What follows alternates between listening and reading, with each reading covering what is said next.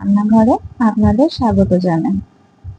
আজকে আবার নতুন একটা রেসিপি নিয়ে চলে এসেছি। আজকের রেসিপিটি হলো বাঙালির প্রিয় চিংড়ি ভাপা।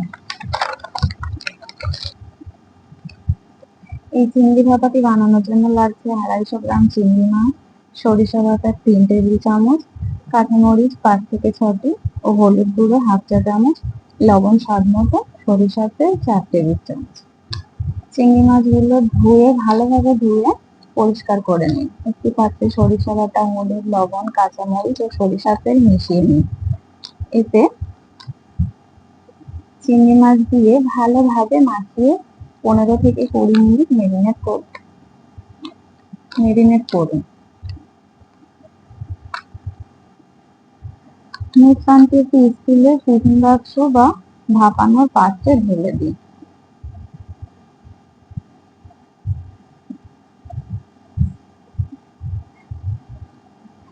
এরপর একটা কড়াইতে পানি গরম করে তার উপর পাত্রটি বসিয়ে তার উপরে পাত্রটি বসিয়ে 20 থেকে 25 মিনিট ভাপে রান্না করুন। লো ফ্লেমে রেখে গ্যাসকে ভালোভাবে 20 থেকে 25 মিনিট রান্না করুন। আমি গ্যাসটা লো ফ্লেম করে দিয়েছি।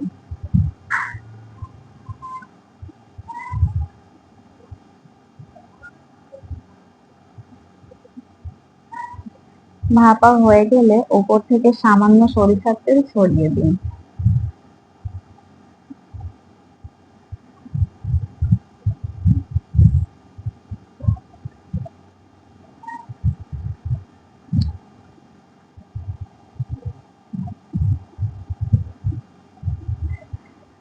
গরম ভাতের সঙ্গে পরিবেশন করুন।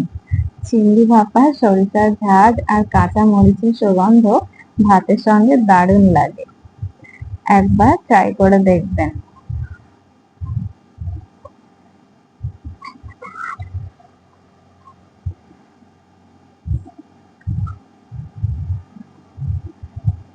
রান্নাটা কেমন হয়েছে অবশ্যই জানাবেন কিন্তু।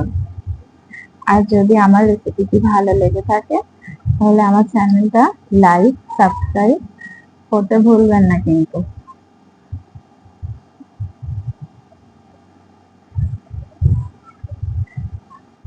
তাহলে আজকে এখানেই শেষ করছি। ভালো থাকবেন সবাই।